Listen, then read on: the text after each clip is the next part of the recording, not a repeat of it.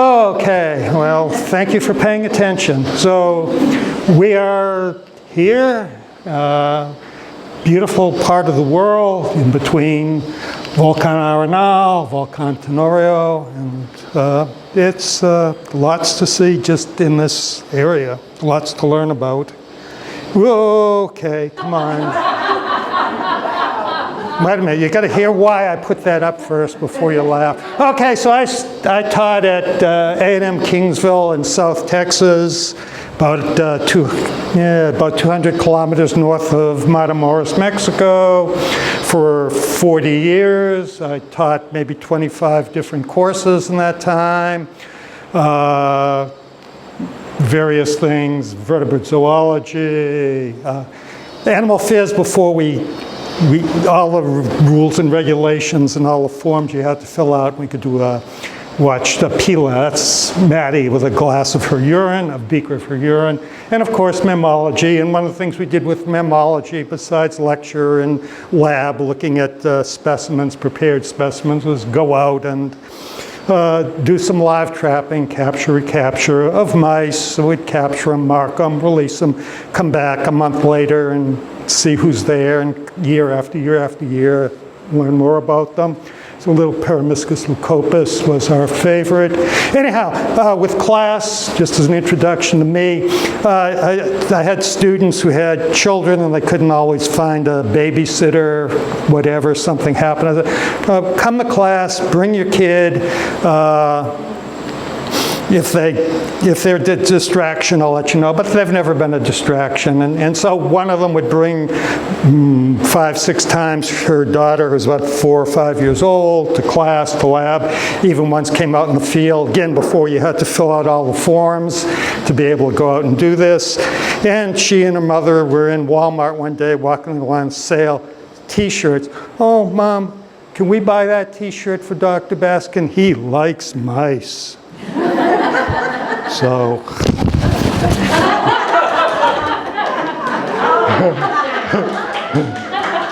okay.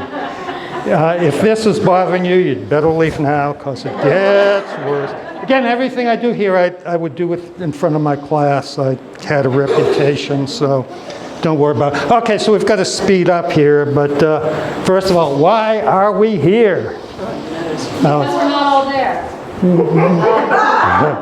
Okay, that's fine. But I don't mean that philosophically, I mean that geographically and geologically. But I'm a paleontologist, even though I taught mammalogy for 25 years and vertebrate zoo and animal phys, I'm still a paleontologist, so geologic history is of interest to me. And Central America is a really interesting place to be. It's very complex, lots of microplates, lots of faults. You are here. There you are, right there. See yourself. That's why you're here. The little Cocos plate is there. The Pacific plate's here, subducting. As it goes down, slip, slide. That's what's causing your earthquakes. And one of the things that gives us so much beauty is as the plate goes down, the silicates melt, and up come all these beautiful volcanoes.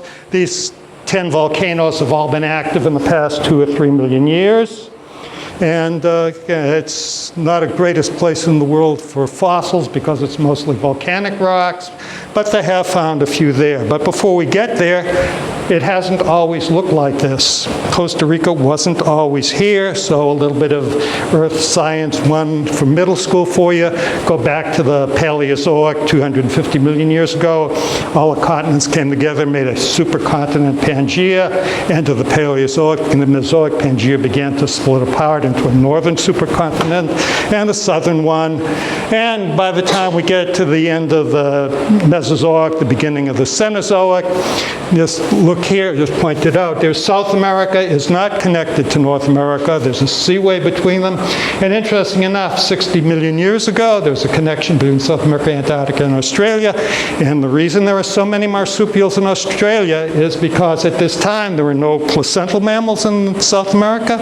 There were marsupials, and they made their way across Antarctica into Australia. Antarctica wasn't sitting over the South Pole, so it was still subtropical at that time. time. Anyway, so again, up until about 8 or 9 million years ago, huge gap. South America was an isolated island continent. It developed its own unique mammal fauna that I'm familiar with, but also all kind of plants, everything else there.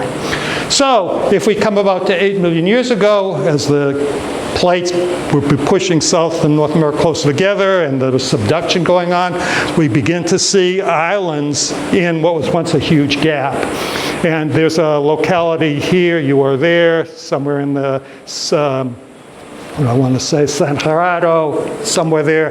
They found a fossil site. Now, the fossil mammals from here, Costa Rica, aren't the greatest in the world, but we have some really good paleontologists. And if you have the right, just part of a bone, you can tell what it was from. And so this is a friend, colleague of mine, Ascancio. He's from Venezuela. These are two paleontologists, mammalogists at the museum in San Jose. That may not look like much to you, but they can tell that is from a giant ground sloth. And going to here, so if we look, this is from a paper that they wrote, and I couldn't make it any clearer than this, but don't worry about it. So just saying, roughly about 15 million years ago, beginning to see some mammals drifting south and other mammals coming north. Costa Rica at this time, not only we have sloths, we've got camels, we've got horses, javelinas, peccaries. But about 2 million years ago, there's a nice land bridge connection between the north and south, and there was an onslaught of mammals coming south and a dribble of mammals coming north. And this is called the Great American Biotic Interchange. Some of my professors that was part of their specialties. They dragged me into it. But so I've written some papers about some of these critters. I'll show you a picture of one of them in a moment. But again, we've got coming south. We've got elephants. We have all the placental carnivores coming south. There were no, in South America up until 8 million years ago, the carnivores, the mammalian carnivores were huge marsupials. There was a marsupial that was the size of a huge wolf. There was several sizes. There was one that was a saber-toothed marsupial, lots of other things. So they were filling the niches of the cats, dogs, and everything else. And they came south, well, we'll get that later. So coming south, one kind of elephants, all the placental carnivores, llamas, tapirs, etc. They all made their way south. And Costa Rica is really interesting because this is where the mixture initially took place. And so what we have here in Costa Rica today is a result of what happened in the past 3, 4, 5 million years. So again, got invaders from South America heading north. So all the monkeys that we have here, they came from South America. Originally they drifted over from Africa. So the neotropomorphic, all the anteaters, the sloths, the armadillos, all were just known from South America until a few million years ago. Certain of the larger rodents, I'll show pictures here, like well, capybaras didn't make it. Well, I described a capybara once from Texas, by the way. Anyway, so they all came north, and then heading south, invaders from the south, as I just said, elephants, tapirs, camels, llamas, well, llamas are camels, all the placental carnivores, the smaller rodents, squirrels, gophers, all came south. And then lastly, depending on which evidence you want, but the Clovis people made it south about 11,000, 12,000 years ago. Possibly there were humans coming south maybe 17, 20, 25 million years ago, but they're still arguing about that. Okay, so this is a reconstruction from a book about Costa Rica and Pleistocene, just showing out on the plains towards the Pacific here. Again, you would see elephants, you would see giant ground sloths, you would see giant glyptodons, oversized armadillos, wandering around rather than what we have today. So this is from Florida. And then most of my pictures I've stole from the internet, so I'll let you know if any of them are mine. But I've seen this one in there's a museum in somewhere in Florida that I've seen this reconstruction. That's mostly all bone, so it's really good. So this guy weighed about 6 or 7 tons. So he was bigger than an African elephant. And Sorry, what is it? a giant ground sloth. Oh, the It held the trees back then were huge, and they could hold up a 7-ton sloth. 7 tons. 7 tons. 7 tons. Yes, these were huge, tremendous animals. And again, when they find pieces of it, some bones are much more diagnostic than other bones. But if you have the right bone, and even if it's just like the end of a humerus, and the end of the humerus is really diagnostic, you know what it was by comparing it to much better material that they have from Florida, from Texas, and elsewhere. And then, of course, down in Argentina, where they have huge amounts of fossils. So this is somebody's reconstruction of one. You can actually, I don't know if it should still be there in the mural. This was put in wherever it is, somewhere, University of Costa Rica in San Ramon. I've never been there, but I should go and see it. How tall are they? Well, yeah, if it's walking like this, it's going to be, it's going to be like an elephant tall, back of an elephant. If it's standing up, much taller, and just huge. So I apologize. He's no longer with us, but the plastic Arenalosaurus thing that's made from recycled stuff. I've always, of course, I never talked to him, but I wish he had made and it wouldn't be that hard to reconfigure the Alamosaurus into an Arimatherium. I mean, it would be, because again, back when dinosaurs were here, this was all deep water. Okay, so again, just one of my other, I've described mice. Well, these are from North America that I wrote, that gave rise to some South America, little carnivores from South. But in Texas, in a gravel pit that they were going, I found a little toe. Toe was about the size of a horse toe. And I just couldn't figure it out, because I knew what a horse toe looked like. I knew what, I hate to say this, I knew what a camel toe looked like. I mean, we had giant camels in the Pleistocene here as well. So I knew it wasn't that. I went up to UT and I said, what is this thing? And I said, it looks most like a dinosaur toe, but it can't be. And then somebody pointed out, because I should know when I was at the University of Florida for my Ph.D., that Pierce Broadcourt, the ornithologist, had described fossils of this guy. It's much better known in Argentina, but here he described much more than just a toe of these giant carnivorous birds that came up. And the one I have is probably the earliest one in North America, about 5 million years old. Oh, and look at that handsome paleontologist there, standing next to it. And again, there's the toe of it toe is there, right there. Okay, enough about me.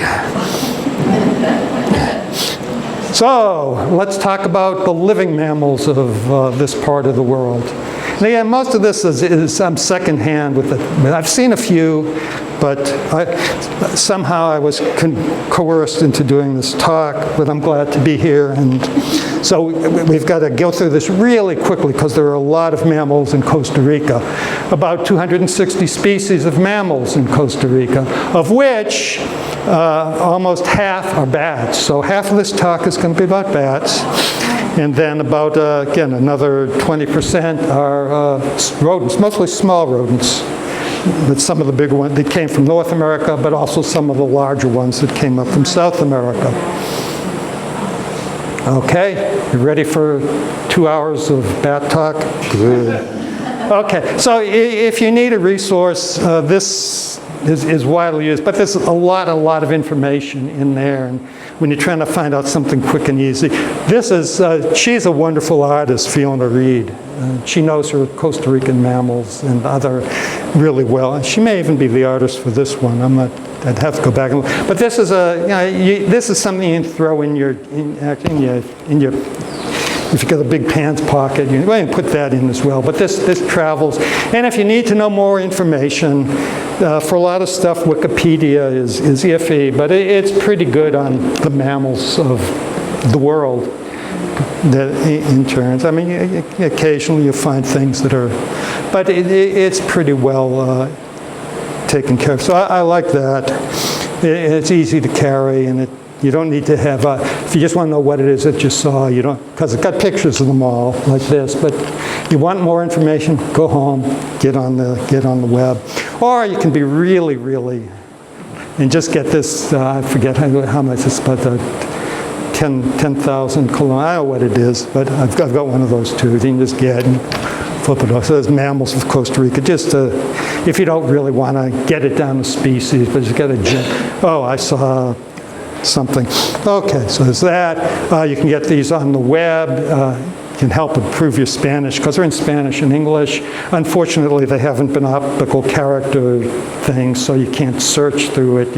But they're not that long, and you can do about it, go with here. So the one for our area here is supposedly in our area there are 130 species of mammals that they have documented, of which in the books they talk about the 45 most important ones. So they don't do all the bats or all the rodents, but who cares, right? Okay. So on to some mammals of Arenal.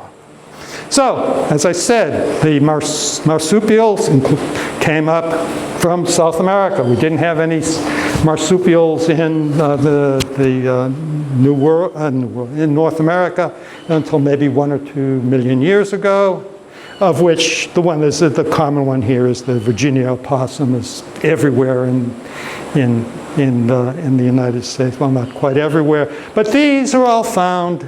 All of these species from marsupials in Mexico, but all of these are different from the didelphid family, are all found here. And if you were here last week, our speaker talked about the otter-like opossum. That's this guy here. He mentioned it. So these turned into otters before otters got down here, so they were filling that niche, but then we've got otters down here, but they're still surviving quite well. Okay, so the one that I have seen, that's not my picture, I've had one of these, and I found dead ones. Okay, so again, go to that PG warning, there's violence and blood. So again, these guys, I find them dead on the road. And I don't stop to get the scar and see what kind they are. But these guys, when they make their way across on the power lines and such, they bridge the lines. They get electrocuted, and if they fall to the ground, fortunately, we have our natural garbage removers here. So those three are mine on the right. But again, these much better pictures are all out of somewhere. On the web. Okay, so as I just said, the edentate order. So it's a big. It was only known from South America, beginning about 60 million years ago, and about 8 million years ago, the ground sloths made their way north, and much later the armadillos came up. Again, these are the tree sloths. We had ground sloths and anteaters. Anteaters get up into Mexico. So briefly and quickly, start letting me know if I'm really running over time. So this is nine-banded armadillo. We've got it in the United States, Texas. I have tripped and nearly broken my ankle in numerous armadillo holes. But they're around. I've seen them dead on the road. I don't think I've seen a live one. But again, in South America, there's a much greater diversity of them. And what's interesting about them is they were not known in the United States north of the Rio Bravo, Rio Grande, until the late 1800s. And since then, they've been expanding northward. Some of this is from like Florida. Somebody brought some over there and they spread back. But so they're now known in Nebraska. Again, back when I learned mammalogy back in the Stone Age, they hadn't even been known in Kansas yet. And they're spreading and spreading. Again, evidence that winters are not as cold as they used to be. Armadillos burrow, so they're able to survive winters better than others, but we've been removing predators, we've been doing land clearing, making more habitat for them. And if you see one in the road, you think, oh my goodness, I'm going to avoid killing it, I'm going to run over it in my car. Well, that doesn't help, because the defense of armadillo, when it's faced by a predator, is to leap about a meter or so in the air and then daze the predator and run off in another direction. So they'll jump into your car that you think you have got between your wheels, but nothing to do about it. There's another interesting thing about them. This is from a mammalogy class, is that these produce 4 identical twins. That's another story. Again, they didn't cross the Rio Grande until the late 1800s and been going north ever since. I'm not going to show, there's a cute little video showing how do they cross rivers and lakes. Well, they can either swim across, they kind of inhale, inflate their lungs, close their mouths and their nostrils, and they can swim across, float across. But they can also, if it's too much of a journey, they'll actually walk under the water. They'll walk across a river or a lake. And where are we? Here. Yeah, okay, so they do carry Hansen's disease. That's leprosy. So they are, and people have, particularly people who have a loving relationships with their pet armadillos have, it's been transmitted. Unfortunately, leprosy, Hansen's disease is easily treated now by antibiotics. So as long as you catch it early enough, it's not a problem. But they've been used a lot for studying as models for Hansen and for curing the leprosy. Okay, so the sloths. Okay, so what we have now are just tree sloths. And there are 2 genera of tree sloths in the Americas, lots of different species. But what we have here in Costa Rica is the Hoffman's 2-toed sloth, getting no tail. The face is surrounded by pale fur. The snout's a little bit longer. I have trouble doing that. And then our friend, the 3-toed sloth, got the eye bands, so it looks like my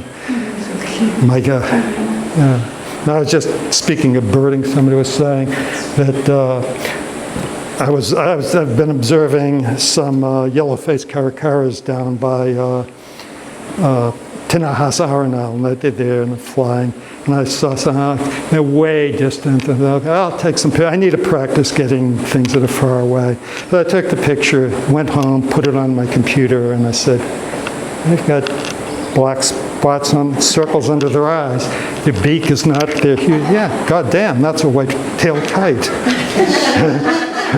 Wow. Anyway, but that's not a white-tailed kite. Okay, so this is the other one, and obviously, and he's got 2 toes on the front foot, 3 on the back. 3-toed sloth is 3 and 3. And if this were my mammalogy class, after I've been boring you for an hour or so, I would give you a little quiz. How far north did they make it? They're in Mexico. I'd have to look it up again. But the only sloths in the fossil record are the ground sloths, the bigger sloths. And it may just be that we just don't have habitat in the fossil record for them. Anyway, as I said, I identify them from their skulls. That's, for me, it's easier for me. But it's interesting, again, that the 2-toed sloth actually has a canine-like tooth. Again, there's no enamel on it. And it's got a spout on the snout that helps prolong the front. Here's the 2-toed, it's got these little peg-like teeth. And as I was told, and I didn't, but they both, they will both bite and draw blood. I'd be more worried about this guy, but again, they'll if you're going to pick one up and move it off the road, they can bite you. But you'll be proud to tell all your friends. A sloth attacked me, and that's why I only have 2 fingers. Yeah. Okay. Okay, and again, if you want to see a sloth and don't have to, just get your 10 mil note, and there it is, the 3-toed sloth. Okay, so now is your quiz for my mammalogy class. How many toes does a 2-toed sloth have? And back, we'd have clickers, and I'd do it, and we'd compile. Yeah, see, somebody is a, yeah. It's 2-toed sloth, 2 is 4, 3 is 6, 6 and 4 is 10. Yay! Oh. Okay. You're going to have to take the class again next year. Okay, so also in this Xenoptera group, this South American group that, again, until the land bridge started coming up, only found in South America for 60 plus million years, are the anteaters, or miyagieros, anteaters. So this is the giant anteater, which I've only seen in zoos. Supposedly they've been extirpated from they're not found in Costa Rica anymore. However, somebody told me they have seen one in their house. So I will take that person's word. But if you ever see one here, get a picture, documented, call the people at the University of Costa Rica, because they need to know about these things. And this guy I've seen a couple of times in some of the mangrove swamps. A cute little guy. End of the day, though, they're just curled up in a ball. So when your guide says, oh, there's a silky anteater up in that tree, just look for that sphere of gold. And that's what they look like. Okay, so those are the anteaters. And again, two of them, the one that we have here for sure, because I've seen them here, are the tamanduas or tamanduas, however you prefer to pronounce it. The ant bear, it's not the anteater. There are ant bears that I think there was a bottle of special brew that was labeled oso perezoso, but that's a South Asian sun bear, is oso perezoso. Don't make that mistake. We'll get to common names and why they're a problem if we survive to the end of this talk. And just they're up in the trees because that's where the termite nests are. Termites don't nest in the wet. They're rainforest critters mostly, and in the rainforest the ground is just too wet for termites, so the termites are up in the trees. Ants are up in the trees as well, and that's where they go up to feed. And I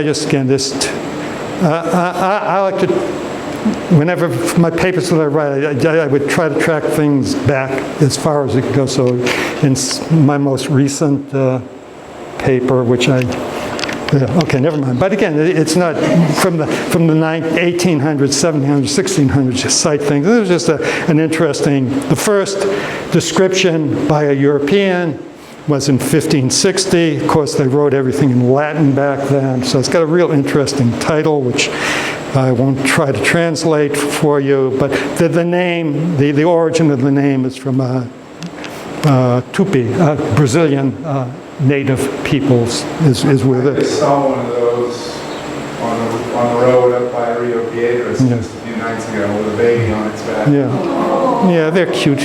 They're all cute. Everything's cute. Okay, so the monkeys. Okay, so there are 4 kinds of monkeys in Costa Rica. Spider monkeys, which I've seen in Manuel Antonio, I've seen in Liosa, I've seen in Cano Negro area. Supposedly, they're not here, okay? They're not being shown here in Manuel Antonio, but they may or may not be in Manuel Antonio. I've never seen them there. But again, spider monkeys are just fabulous. They have lost their thumbs because they brachiate. They go arm over arm, and the thumb would just get in the way. So they've lost the thumb in however many million years. Okay, those guys do have the prehensile. Not all New World monkeys have prehensile tails, by the way. If it has a prehensile tail and it's a monkey, it's a New World monkey. Best way is their nostrils are widely separated. Okay, so this is the cutest damn monkey. I've seen them again in Manuel Antonio and Liosa. I wish we had them here. They're just so. Speaking of cute, they're all cute, but these guys are the squirrel monkeys are just. Squirrel monkey. Squirrel monkey. Okay. Squirrel monkeys are just to watch them play. Okay, the ones we have here in great numbers, of course, are the howler monkeys. So these are my pictures, finally, because they're easy to get pictures of. Okay, so again, this is one of these is at my house. The other one is from down in the park, they're folivores. They eat leaves. Mostly it's just leaves, although they'll come to my trees for the cecropia beans, but mostly leaves. So folivores have very low metabolic rates because it takes a long time to digest leaves because of toxins in them. They have low metabolisms. They will move when they have to move, but basically I like to just sit in the sun, warm up, and getting warmed up by the sun increases the fermentation in their gut. Okay, so that's the species that we have here. Do they travel far? Because we see troops come into a tree and then it leaves. And Yeah, they come back. yeah. Well, I don't know how. I don't know what their home territory. Yeah, but they make a loop. Again, they come by my house about once a month. They'll make a loop, and so they're not gone that far. And again, there are different territories where this group has this territory. So they've got their own. They're not huge, and I don't know how many hectares they are, but that's why we have Wikipedia. Individual males that get kicked out of the group. By the dominant male. How many are usually in a group? One moment here. Let's go to the next page. Okay, so this is showing the ones we get. These are my pictures again. This is showing the species that we have here, and there are 3 subspecies of it. Here's a male howling, and there's a family that I took down in the park. Let's go to this thing here. So why do they howl? How do they howl? How do they make that great noise? They hate diesel trucks. I know that. Well, it's the rumbling noise gets the males. So it's the males that are doing most of the noise, most of the howling. And they do that, well, I've got the big pouch that helps with some of the resonation, but the real reason I have it is, okay, you have little teeny hyoid bones here. Those are, when you were a fish 500 million years ago, these were part of your gill arches here. And as you became a terrestrial critter, they no longer supported the gills, you didn't have gills no more, and they became involved in supporting mainly the tongue musculature, and so they wrap around the voice box. So in you, the reason why the hyoid is important for you is because when your significant other strangles you and brings you to the coroner, and the coroner sees that hyoid has been fractured, it's a little teeny bone, they say, murder most foul. But these guys have a huge hollow hyoid that serves as a resonating chamber. Now, interestingly enough, and this is what I just read preparing for this talk, I did learn something very important here. Okay, so there are however many species of howler monkeys in the neotropics here. And they vary. So these are the males here. These are the females here. Some of them are much bigger. With the males, mainly look at the males because they're doing most of the howling, and some of them are quite small. And surprisingly, where is our howler? And our howler is there. It's got an itty-bitty hyoid. So I'll be grateful if it's not one of these South American howlers that are really howling. But there is a cost. This is called an evolutionary trade-off with terms of the hyoid. You can have a large hyoid here, but what we see is the more males there are in the group, and our howler kind of averages 2 or 3. I've just seen groups of definitely with 2 because they talk back to each other, and often there's another subdominant male, it's 3. So our howler, our species, has 3 males in the group, and they have a much smaller, that's volume here, it's about a quarter the volume of the ones here that just have a single male in the group. However, even though you have a large hyoid, you guys can compensate for that by having big balls. Testes. So again, if we look at the testes volume, we can see that our howlers here have about 5 times the volume.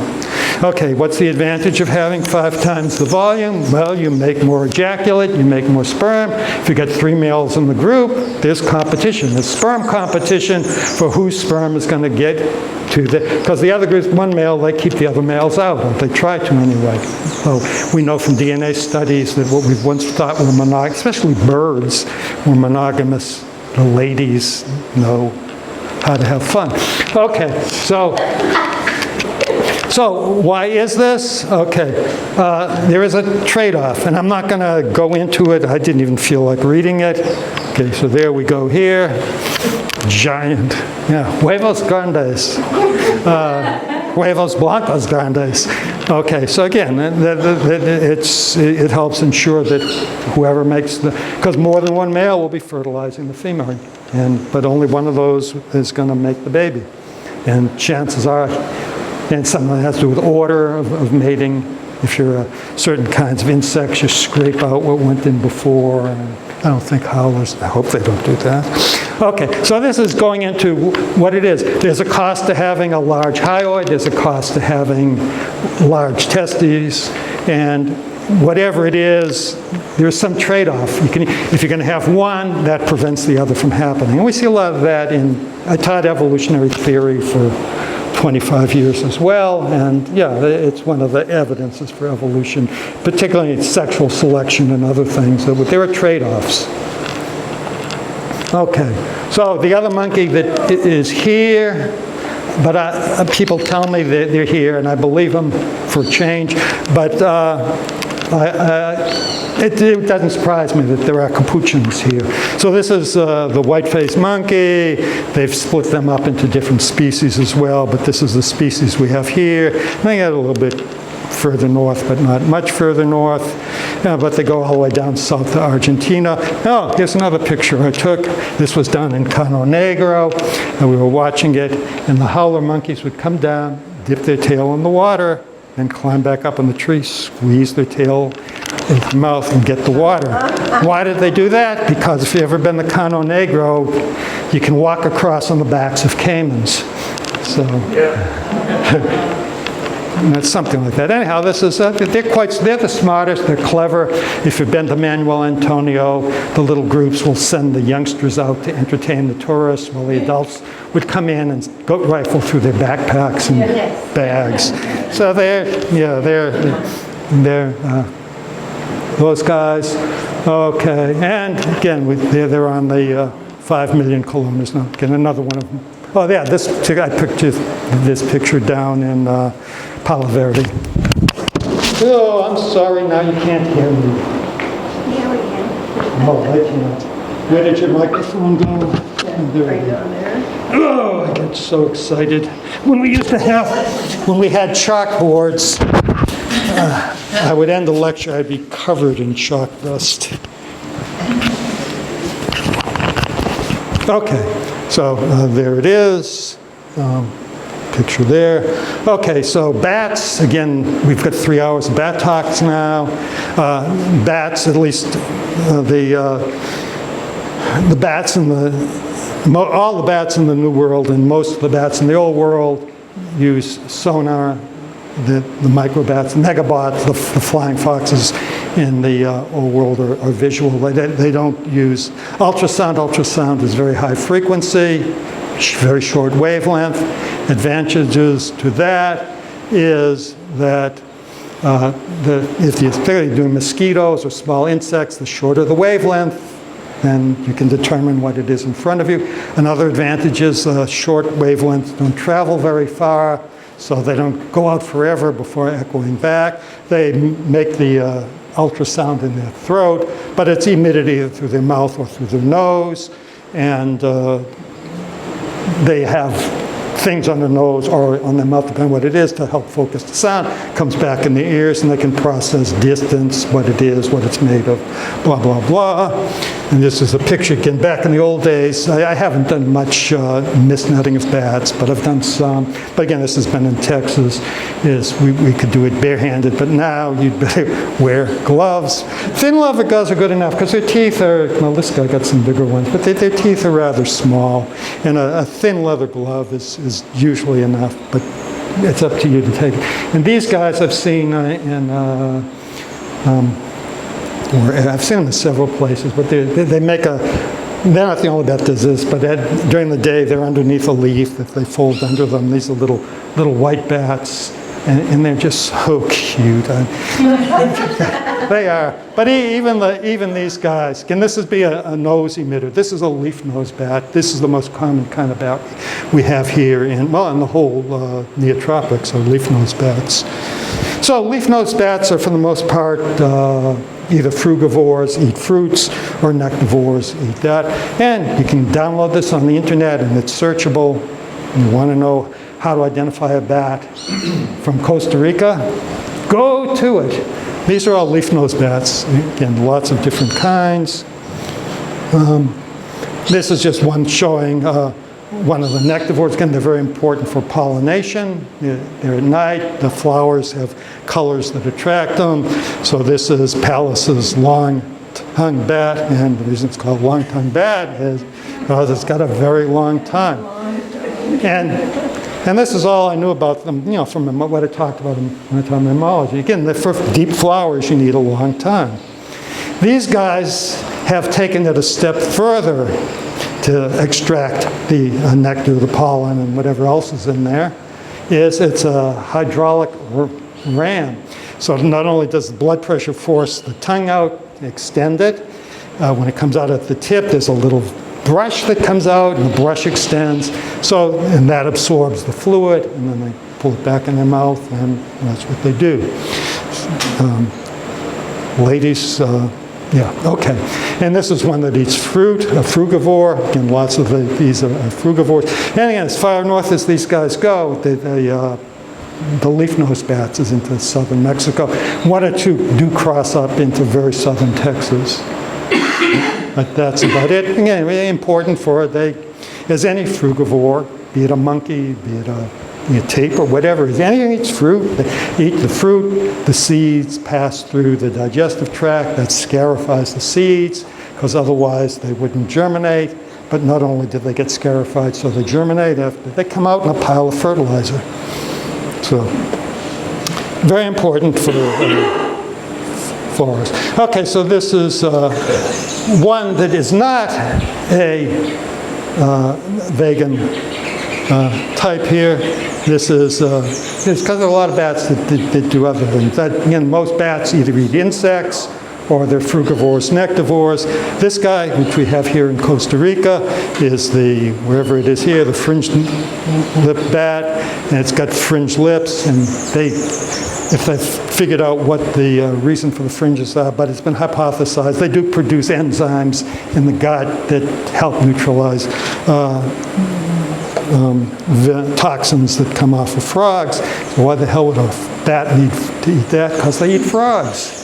They sweep over. They can use their ultrasound to locate the ripples on the water, zoom in, or if they're just sitting, they can locate them, and they will catch and eat the frogs. And there's a battle between the frogs and the bats. The bats are emitting the sonar. The frogs, this group of frogs choruses all at once to confuse the bats by having that. Other frog species will change the pitch. Some of the bats will change the pitch of their sonar as they come in. So it's a sound war, is what Merlin Tuttle, who was the big bat international guy, called it. Okay, and so finally our friend, the vampire bat. So we do have, there are several kinds of vampire bats. Most of them feed on blood, but not of mammals. Only Desmodus rotundus feeds on the blood of mammals. And how do they do that? They don't fly on your neck, on your shoulder and get to your neck. They land on the ground, they crawl up a leg, and they get up to the neck where the hair is thin. They actually can detect, like a rattlesnake can, they can detect infrared, so they can feel where it's thin. They have very reduced teeth, but they're like razor blades. Their teeth slice it, and then they produce anticoagulants, which have been studied. As do all sanguivores, blood feeders. You've got to keep that blood flowing. And how do they make it on the ground? Oops. So, naturally, somebody had to put it on a treadmill. Oh, come on. Sorry, let me do this here. Okay, well, we can come look at that later, as I have now. Never mind.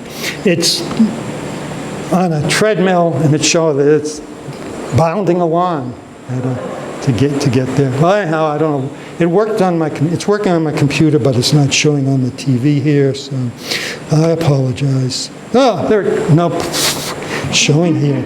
All right, on we go. You can come up and, well, you can find it on the internet.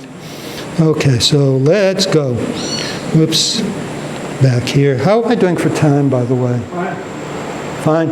Okay, so there is rabies. Dogs it's been eliminated in dogs thanks to vaccination in the, I think, 1980s, but there's so many street dogs that they're worried about who aren't vaccinated. So they're worried about, they're keeping an eye on it. But again, most of the critters that are getting, rabies is a neurological disease, and it's like 99.99999% fatal once you get it. So it's a very serious disease.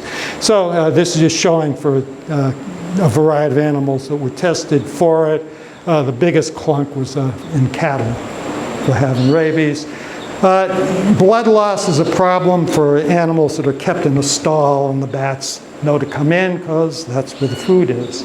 So if they can come in, somewhere I have how much blood. But again, they can take quite a bit. So it's mainly, again, there are some dogs that's been bats. There are other bats that also carry it. Anyway. Okay, and swine, sloths. Oh, no sloth. I have to worry. Okay, so going to this one. This is just showing what cases of rabies have been documented in Costa Rica. So it's everywhere in Costa Rica, just about. And there are I think there are 3 instances where they've documented 3 humans who were infected, but they were treated and they lived, thank goodness. Okay, so it's around. But you can always get your rabies shot. My wife, for her master's thesis, was doing small mammals and mostly rodents, but also bats, so she had to get her rabies shot. Okay, it's not as bad as it used to be. Okay, she didn't complain about. Okay, so rodents. We've got the invaders coming north to south that were only found in North America until most recently, and then there are some that came up from South America. Not as many, and typically larger. These guys, most of the rodents are in the Sigmodon. That's a group that I have studied. And that's the little guy, the little Paramiscus you saw in the picture when I started. Was it there? So these guys are easy to photograph. Squirrels. This is there are like 6 or 7 different kinds of squirrels in Costa Rica. Variegated squirrel can come in a variety of colors. And this is one keeping the birds away from where I put out my plantains. They're quite pretty. It depends how they're going. And there's a squirrel cuckoo, which I am informed by my mentor that they get the names because they go through the trees like these squirrels go through the trees. Thank you, mentor. Okay, gophers, pocket gophers. They're pocket gophers because they have external fur cheek pouches. They are not moles. Moles are related to shrews and hedgehogs. These are rodents in their own group, and they barely get into they barely get into northern Colombia, barely. So they're barely in. But this one we have here. My last graduate student did her research thesis work studying Texas pocket gophers. She was implanting and following them and seeing how they moved around. Very nice study. These guys are ugly cute. I mean, they're just, well, that's what, I've been bitten by one while we were implanting chips in them, but that's all right. My fault for not holding. They got real squiggly, loose skin, so I was holding it like this, and it went. Ah! Okay, so again, this common name, I should have been using this, so Taltuza, Cherry's pocket gopher is that. Okay, so lots of these little mice that came from North America get into South America. Once they got into South America, there were very few small rodents, and really call it an empty niche, but they have just exploded. Over 400 species in South America. Anyway, so we've got 14 genera, 28 species here. In that Mammals, it only talks about 2 of them, but there are more. Sigmadon, they split it out. They decided the southern cotton rat is different from the one we have points north. I've live trapped bunches of those guys. So, and there it is there. Somebody was just asking, this is in Florida, she showed me, but you can tell they've got shortish ears, but they've got, like me, they've got hair growing in their ears. Tell them apart.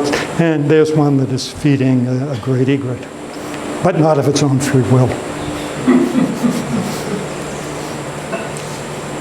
Okay, so truly invasive species, non-native murids. I've had this and this in my house, and they've been hard. It's difficult to get them into live traps, but finally managed. So the Norway brown rat is more of an urban one.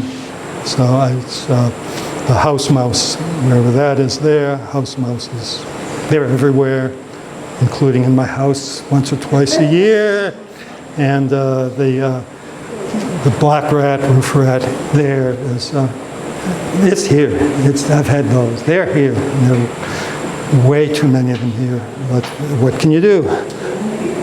Okay, so this is this is a different kind from the porcupine, for those of you from the United States. Different species, different genus. Mexican hairy, it's got a prehensile tail. Okay, their quills are barbed. They don't throw their quills, but jab them, they stick in you, and they come out. It's especially bad for dogs. Because they're barbed, African porcupines, which are a totally different group, you can't pull these quills out. And the one or two that I've seen, not here, but up in Monteverde, you're walking around, who didn't take a shower? Oh, there's a porcupine up on the tree. Yeah, okay. So they eat quite a bit. They're good. Okay, so these guys I've seen around here, lots of other places. This is, again, two common names. They're agouti. It's uniform in color. It's active more early morning, later evening is when it's out. And they'll eat, well, whatever they eat. If they eat something with seeds, they disperse the seeds. So this is a group that, again, this caviomorph rodents, if you want the scientific, they're only in South America until, I don't know, 5 or 6 million years ago. And they haven't gotten very, other than the porcupine, erythizon, they haven't made their way very far north. So once you get into South America, there's a lot of different kinds of caviomorph rodents in South America, but then particularly the little sigmodontine rodents, the small like Sigmodon and Peromyscus. And once they got into South America, roughly 5 million years ago, they just diversified like crazy. And I think, I've seen one of these once, and I don't remember where. These are a bit bigger, the pacas. Problem is their name used to be agouti, which is but they've decided it's really this other genus. They've lumped things in it. Yeah, these are a bit bigger, so they're twice the size, maybe 20 pounds for you non-metric people. Not that common, active at night. And related to captive. And so these guys that you have is one of their skulls. Again, it's just show me the live animal. Yeah, I have no idea. Show me the skull. It's a very distinct skull. Again, their cheekbones are hollow, and they use that for the resonator on them. Just a weird skull. Okay, here's another one of my pictures, a little bunny. So tapete, conejo de Central America, the cottontail. Is getting down here, so they barely get into South America. They don't even get in at all. Is there only one rabbit in Central America, in Costa Rica? I'd have to go back and check for sure, but I would have, yeah. So I think it's this guy's. We have several of them right here. Yeah. Anyway, so these are bunnies. Okay, so the order Carnivorous. So these are the placental carnivores. And so if we're techno, we've got to say they're carnivorans are placental carnivores. So we've got the dog group, the raccoon group, the weasel group, the skunk group, and not closely related. These all share a common ancestor. Cats and mongooses and hyenas are a different branch of the carnivore grouping. So we've got cats. And I've seen some of these, but not as many as I wish I could see. So this is not my picture, but I've seen them. The gray fox is quite common, especially I've seen in hell, they were on my campus. You get up early, walking the dogs, you see them all over. We tried to live trap one that was, these guys can climb trees, so they're unusual for a dog grouping. Have you seen them around the lake? I haven't seen them here. They've been seen around the lake? Yes, they should, yes. Wow. Okay. So, And yeah, see they'd be. them easily at the Earth University campus in Liberia. Over there, instead of turning left where you normally go straight in their hood, they're usually there. Yeah, they're quite gorgeous. And, okay, so again, widespread. You get into South America, there are like 7 or 8 different kinds of dog family groups, including raccoon dogs, not bush dogs, but things that look like. So there's a wide variety of diversity. Once dogs get into South America, they diversify down there. So there's quite a bit of different kind of dogs. Here we just have gray fox, which is a beautiful animal. And again, barely getting into South America, but in South America there are lots of dog-fox groups. Something in that, right with the long legs, and they're just gorgeous animals. Lots of gorgeous animals. Okay, this I took down the road here. So we've got coyotes here. People have been reporting them, so they're becoming more and more common. People reporting them, and you need to take care if you leave animals out at night and whatever. This was about 7 in the morning over by the lake. So coyotes are quite widespread in the western United States, down in Mexico, and they just have gotten into Colombia. And again, it's another animal that does well in urban environments. And so I'm expecting them to maybe not so much out in the country, but they're going to be in suburbia and all the way down into Argentina sooner or later. Okay, so this is a group I'm familiar with mainly as fossils, but again, I've had to study the living ones to know the fossils. So the Olingo, which is this guy here, is one of the ringtails, may not be in the Arenal area, hasn't been reported, but Bacericyon, which is a fruit eater, which is this guy here, which has a striped tail, is here somewhere, and I've seen. Okay, this is one. Again, I've seen this up in Monteverde and some places else. The kinkajou. We'll get to that in a moment. Of course, you all know the coatamundis, the raccoons, and move on. So raccoons. Again, I think I've seen dead ones here. But these aren't my pictures. So the more common one in North America is just the regular raccoon, the trash panda, as it's known by those who love them.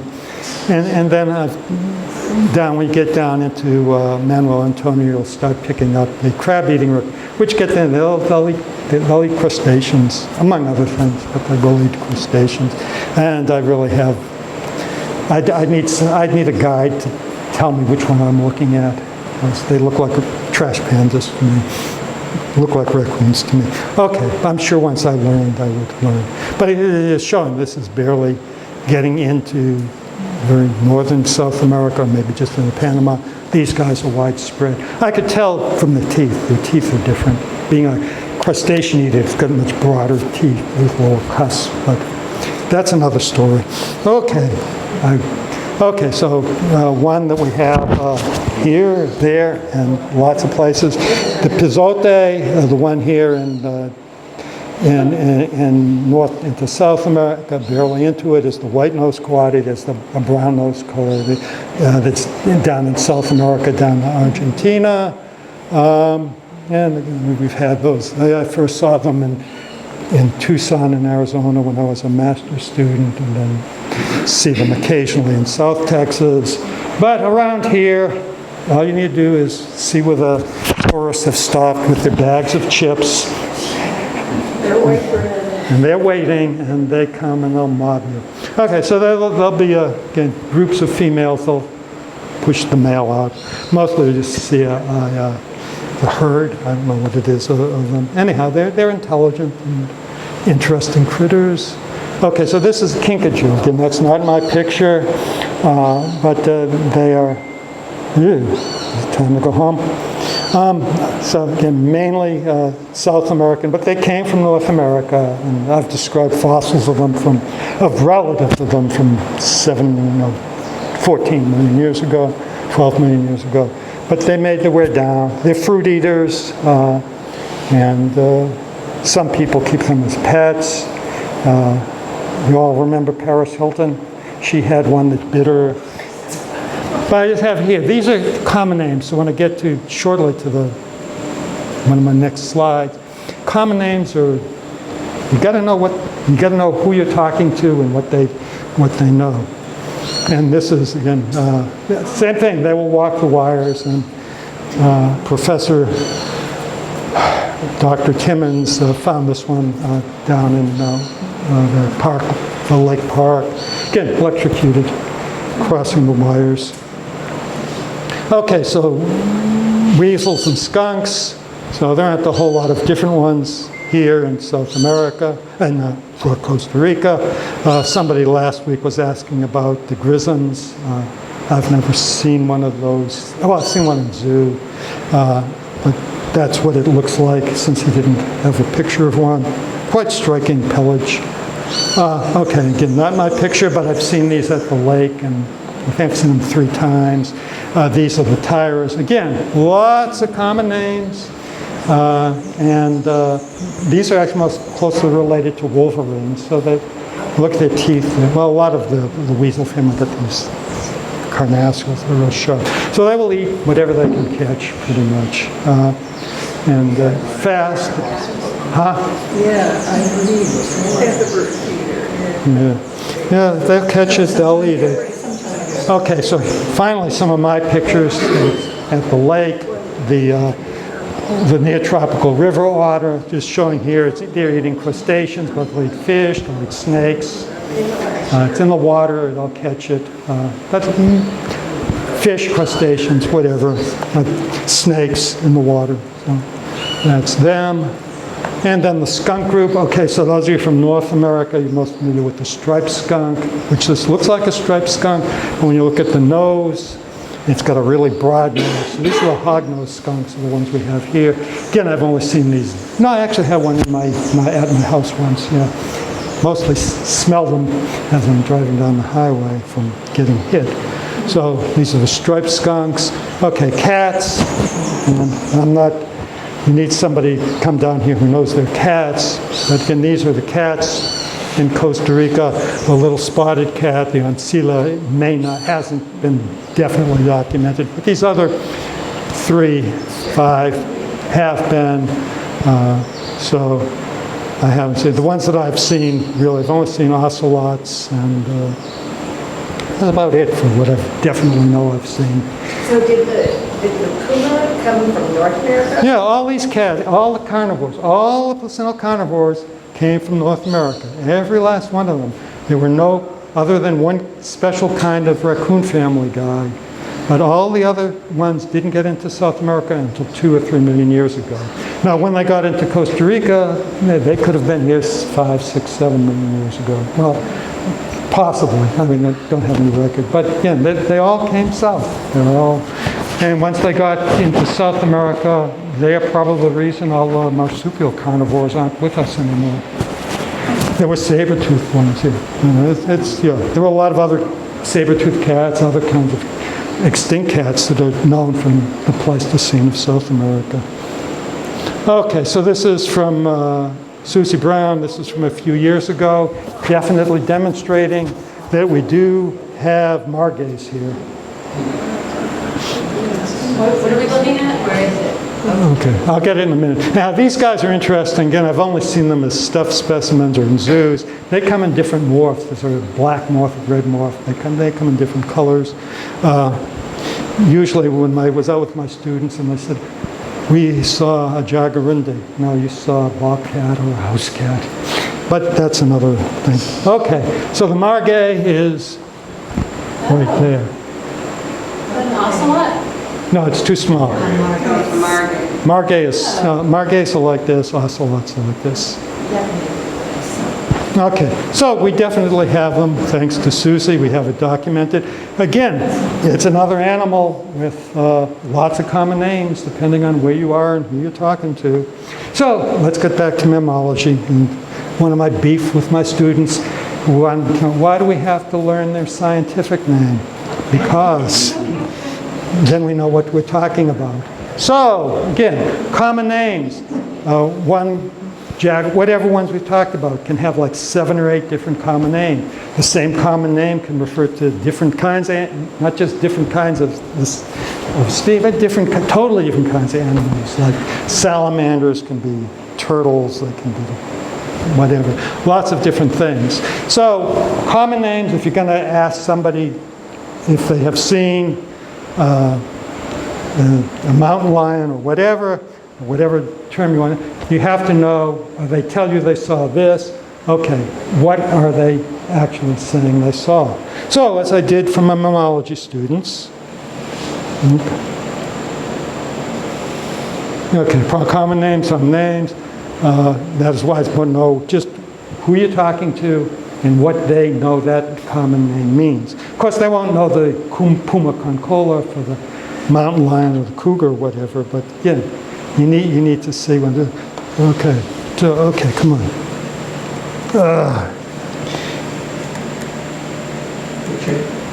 Okay, so mammalogy class. You're doing a survey for puma concola in a geographic region, and you're going around and talking to people. Have you seen whatever you want to call it?